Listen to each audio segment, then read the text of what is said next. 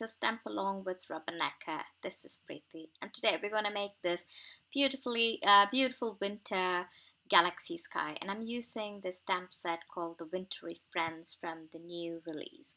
I'm starting off with a watercolor cardstock, which I've cut a little larger than 5 by 7 inches in diameter. And I'm going to just tape this cardstock down using a washi tape because I'm going to use a lot of water and I don't want the paper to move or to warp on me. But eventually you'll see this washi tape really didn't hold the paper very well, and it did move and warp, which was not a big deal anyways. So I've gone ahead and chosen a few colors that I like to use for my wintry sky, some blues and purple and a yellow and a white and also a black. So I'm just wetting down my paint, and before I start adding colors, I have gone ahead and spritz this paper that you can see here. I'm just spritzing it with a lot of water, and then I'm just taking this really large 10 inches round brush, and I'm going to start laying the colors.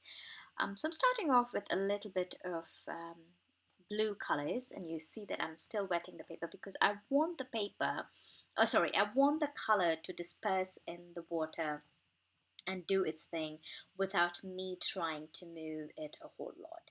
So I'm just adding colors where I feel like I want to add. I'm adding a little bit of aqua blue, some darker tones of blue, some purples, and then also a little bit of yellow.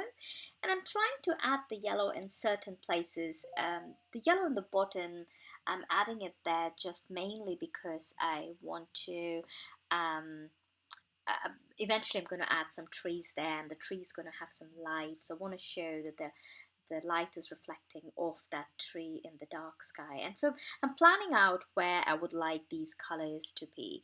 So now I'm just added the first layer and I am heat setting it.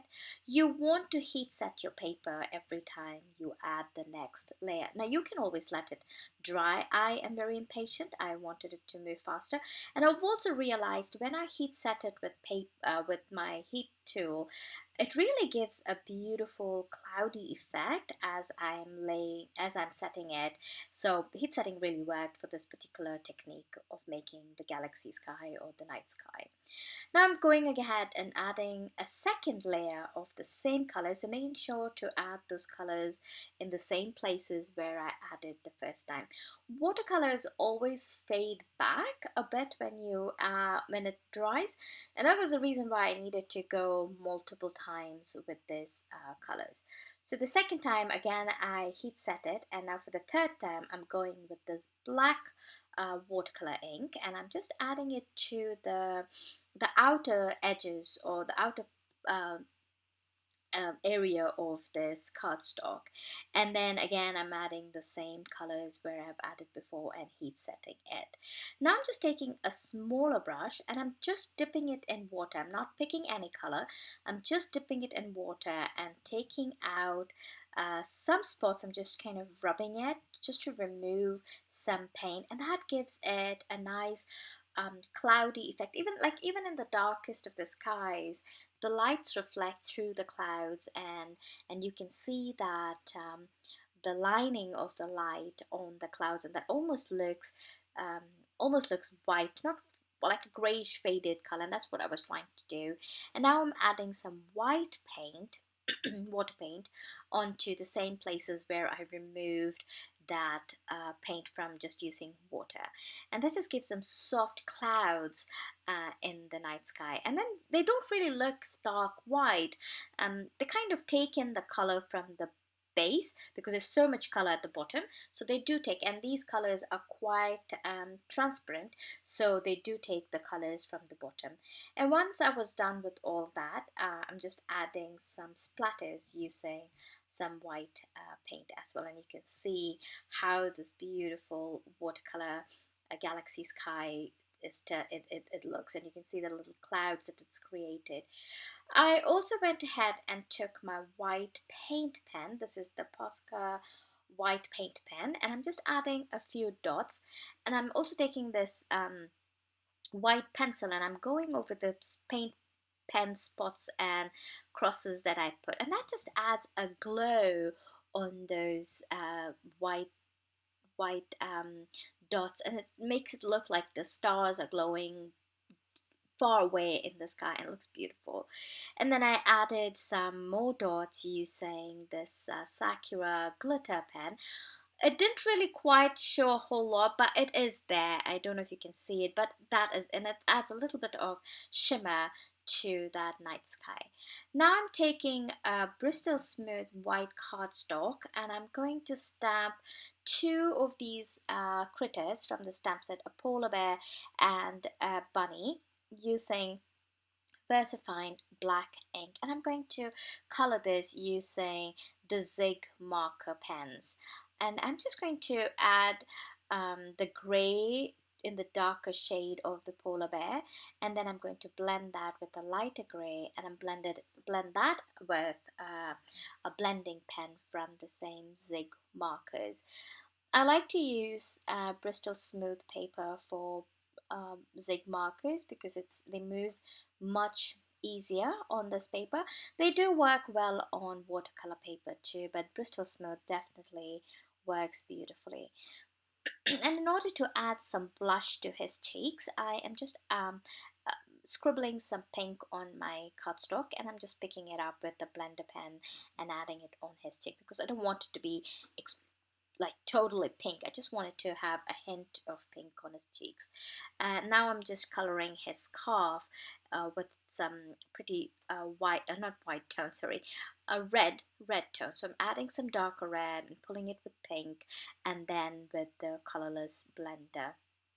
And for the bunny, I'm going to use a brown marker or brown color, and then I'm going to just pull it with the colorless blender, and that'll give it a really nice. I didn't want to make the bunny white as well because the polar bear is white, though right now the polar bear looks really gray, but when I put him in the scene you will see that he'll look quite white. And the reason I needed to add that shadow is because it is a night scene, so there will be a lot of cast shadows casted behind the critters or the back of the critters, and the light will only be a focused light that is coming from the moon up above. And you will see eventually what I'm trying to say, where I'm placing the moon and things like that. And now I want to add some details on their scarves, and for some reason my my gel pen was not working, so I went with the same paint pen, and I'm just adding some lines on his scarf. Now when you're adding those lines, you don't want to add straight lines, you want to show that curve because it is wrapped around his neck, so those lines are also going to be curvy and not straight. And for the bunny, I went ahead and added a few polka dots, and this just added a little bit of design element on the very plain scarf. Then I took this vellum cardstock, and I went ahead and heat embossed the sentiment from the same set, and I die cut it using that circle die.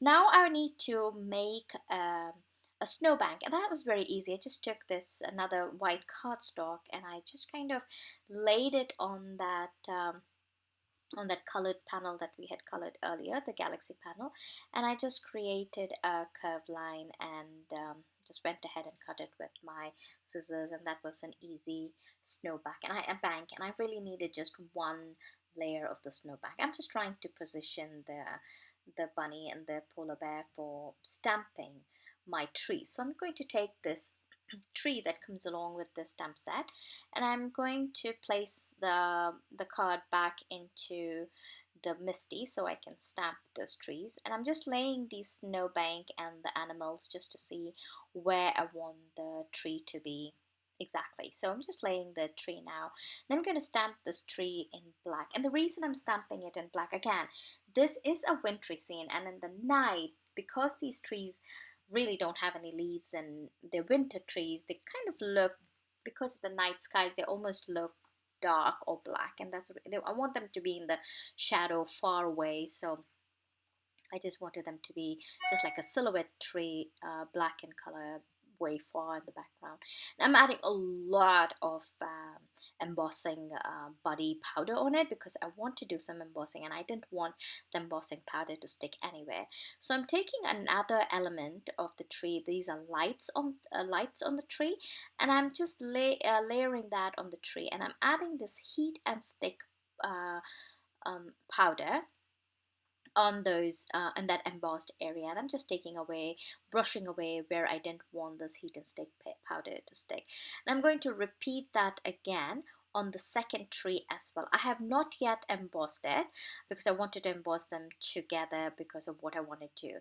So I'm just going to add that heat and stick paint powder once more on the second tree as well, removing off the excess, and I'm placing the gold foil there because as I start embossing this powder and as the powder starts melting and starts creating the shiny effect on it, I want to be able to place that foil on it immediately. And you can see now that I have placed on it, the foil has stuck to the tree very well. You can go ahead and heat set it once more. I didn't think it was needed because the foil does stick very well to that heat and stick powder. So now it's time to lay the snowbank. So I'm just adding the foam adhesive directly onto my colored cardstock, and then I'm going to place the paper, the cardstock that I cut earlier as a snowbank on it.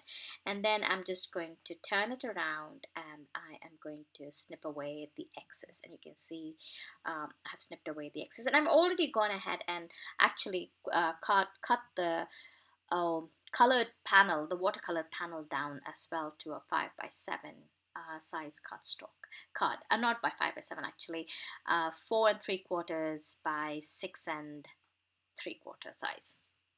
Now I'm taking that vellum sentiment circle that we die cut earlier, and I just added some glue adhesive behind it and I stuck it directly. That glue dries clear, so you won't be able to see the glue once it is all dried. And the idea was the vellum is actually for me it is actually the moon in the beautiful night sky that these little critters are looking up, and the trees are glistening with light. So yeah, it's a beautiful wintry scene.